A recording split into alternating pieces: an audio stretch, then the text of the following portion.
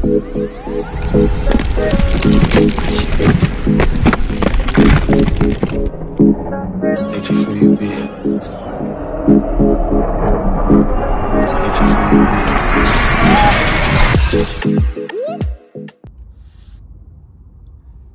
up, what's up, what's up? It's Currie Spice back with another video, and it's actually been a while since I've been on here.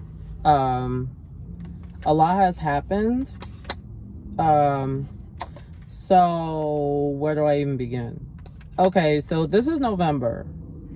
And so I was, okay, so I left California because I got tired of the controlling, just feeling controlled by my in-laws.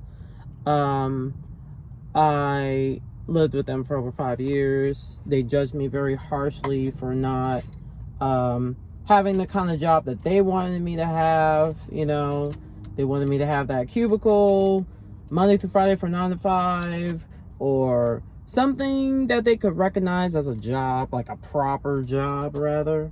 And I'm in social media, and they couldn't quite wrap their head around that. They didn't understand, like, how could I be getting paid for something like that? And if I did get paid for it, like it wouldn't be that much. So what am I doing? It just made them feel like I'm slacking or something. So it changed the way that they treated me. They treated me as though, like, I was just not progressing in my life. Like, they felt like, okay, you're a grown-ass woman, like, why don't you get up and stop living high off of our hog and, like, find your own, like, establish your own. And I get the point of that. And of course, if I could establish my own, I wouldn't be living with them in the first place, obviously. So yeah, so it was just the stress from that. Constantly being, constantly being micromanaged because I was under someone else's roof where they dictated all the rules. Kind of made me feel like I had to revert back. I pretty much reverted back to childhood, that kind of treatment. Even because I like to stream at night, and they like to have all the lights out, that kind of thing. They like to have all the lights out by a certain time, and that was an issue with the ring light, because they were arguing that a ring light was going to run up their bill, but a ring light is, if anything, maybe $7 extra per month, added onto the bill. The ring light is not that big of a light source, but anyway. But that came at a time that they had the Christmas light on all night long. So I was like, there was like that kind of discrepancy there. So I'm like, why is it okay to have your Christmas light on, but it's not okay for me to have my ring light on for social media? And and I'm not having it on all night long. I'm only having it on as I need it, to make content, things like that. So that was always an issue. Waking up, going to sleep, being up all night, being up all night on social media, talking to my associates who are also in social media. My girlfriend's one of them. And also, like, a friend that I'm no longer talking to because we had a falling out, and just, like, completely, I'll get to that later. But it's just, like, everything. Like, right now, it's just, they had this, it was almost as if I was given a curfew. Like, I was pretty much told that I had to go to bed or go somewhere else. I couldn't be in the bedroom, right? Or I couldn't be in the living room, or I couldn't, that kind of thing. I couldn't be in certain places. And then it was kind of like, okay, why can I not be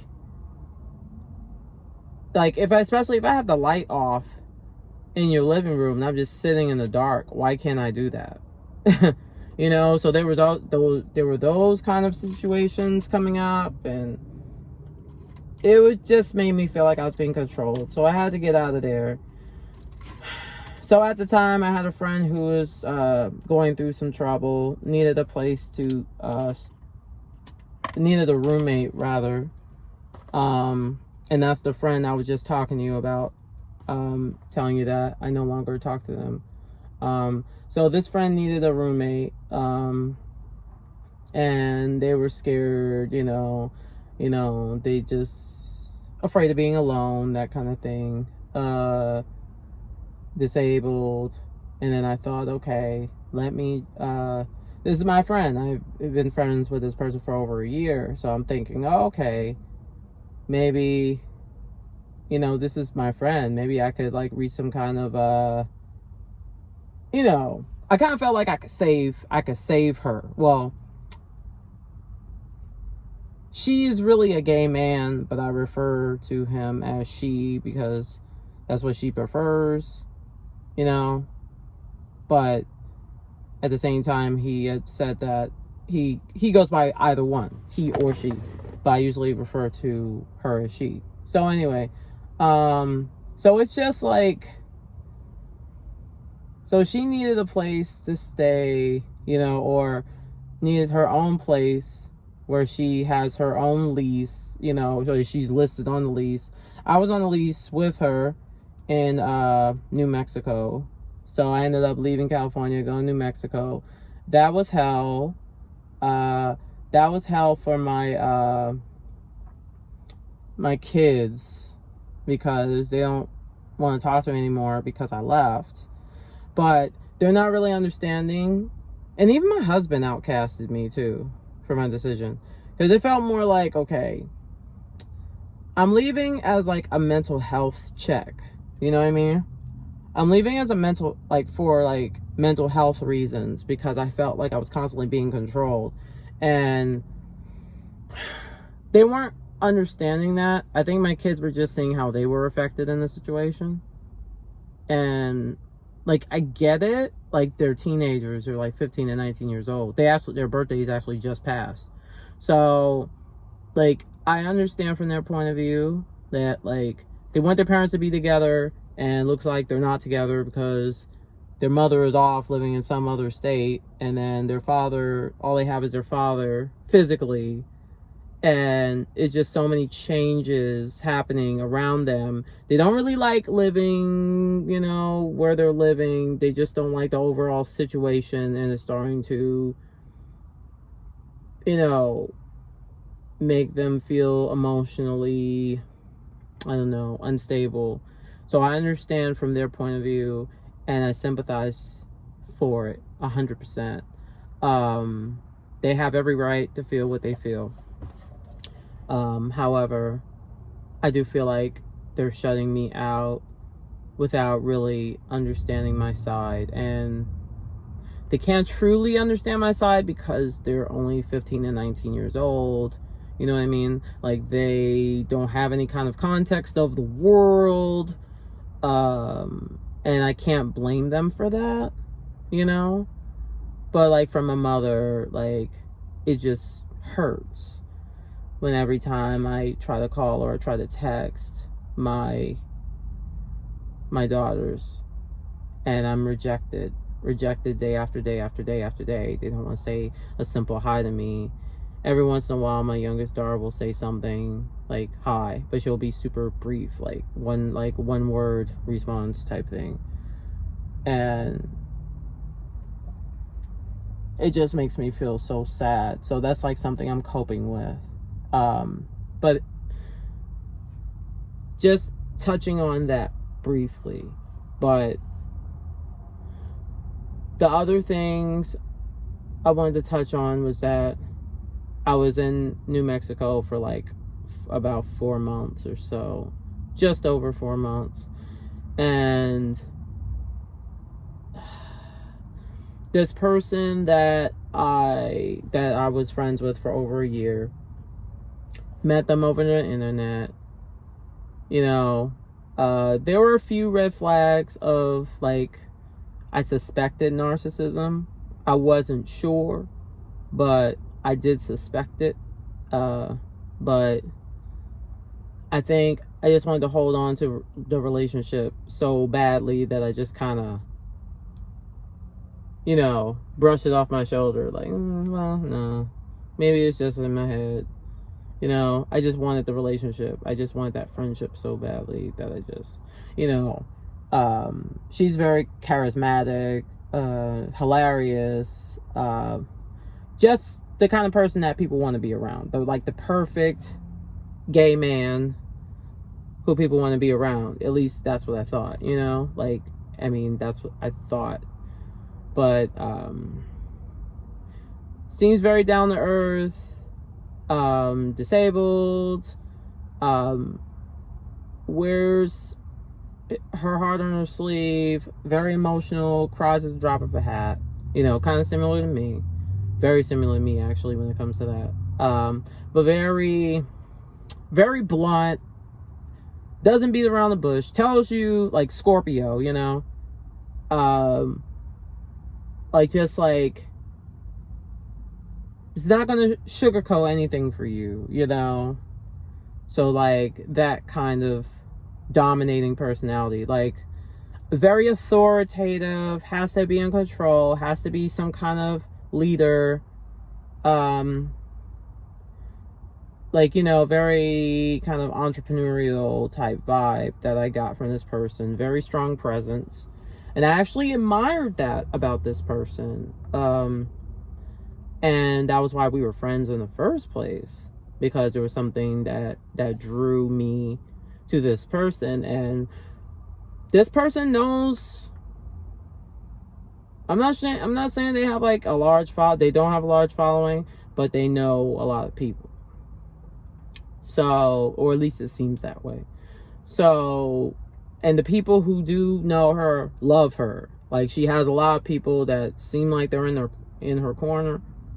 Like, and she's very good with speaking up. Like, she's really good with getting people to be on her side, even if she's the one at fault. Like, she could probably be her own lawyer and win, no matter what the case is, type vibe.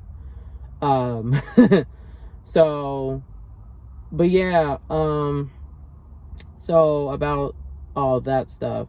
So I just wanted to give you like a setup. Like, so me and this person, you know, we met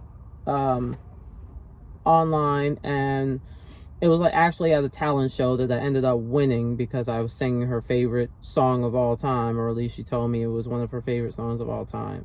And that's when I won her over. And then we've been friends ever since then, up until recently, which was like November 5th was when our relationship, friendship ended. So this is the damage that narcissism can do. So, like I told you, I've suspected that she's a narcissist. Wasn't sure. I've experienced other narcissists before. And like, I should have known, and I did know, but just being in denial. Knew of the signs, you know, like the person behaves a certain way. So if you don't really understand narcissism, you don't quite know what to watch out for. If you don't know if someone's a narcissist, then these are the signs that you could look for. These are the signs that are very common. And everyone is selfish in their own way. Doesn't mean everyone's a narcissist. But there's a certain list of signs. And if they're all checked off, then that tells you right there. So I wanted you to learn from me, is the reason why I'm making this video. I wanted you to,